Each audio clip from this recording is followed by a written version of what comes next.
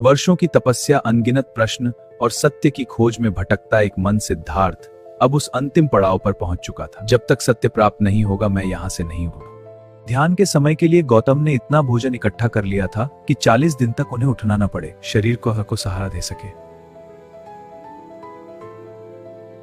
विघ्नकारी और अकुशल विचार बार बार उनके मन को तोड़ने आते, लेकिन अब सिद्धार्थ कमजोर नहीं थे। त्याग दो यह मार्ग सत्य किसी को नहीं मिलता। मन, अब तू मेरा स्वामी नहीं। कमजोर शरीर सत्य का भार नहीं उठा सकता।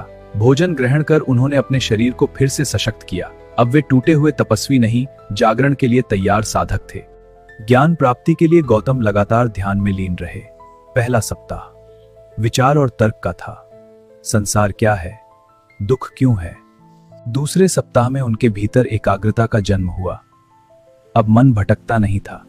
जो स्वयं पर विजय पाले वही संसार को समझ सकता है। तीसरी अवस्था में समचित्तता और जागरूकता का समावेश हुआ। अब हर सांस, हर धड़कन और मन उसे सुनाई दे देती थी। चौथी और अंतिम अवस्था पवित्रता की थी। अब उनके भीतर कोई कलुष नहीं बचा था। राग समाप्त, भय समाप्त, मोह समाप्त। जब उनका चित्त पूर्णतः एकाग्र और निर्मल हो गया, तब उन्होंने अपने भीतर पहली बार पूर्ण शांति का अनुभव किया। उनके सामने अब संसार का सबसे बड़ा प्रश्न था, दुख क्यों है। यदि दुख है तो उसका अंत भी अवश्य होगा। उन्होंने देखा, मनुष्य दुख में जी रहा है क्योंकि वह मोह और इच्छाओं में बंधा है। तृष्णा ही दुख का कारण है।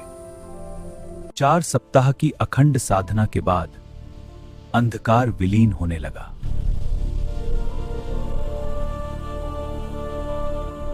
उसी क्षण सिद्धार्थ बुद्ध बन गए, जागृत पुरुष, जिन्होंने संसार को नया मार्ग दिखाया। मध्यम मार्ग ही मुक्ति का मार्ग है। जिस सत्य की खोज में एक राजकुमार ने सब कुछ त्याग दिया था, आज वही सत्य मानवता के लिए प्रकाश बन चुका था। अब संसार को जगाना है, और यहीं से आरंभ हुई बुद्धत्व की वह यात्रा जिसने पूरी मानव सभ्यता को बदल दिया।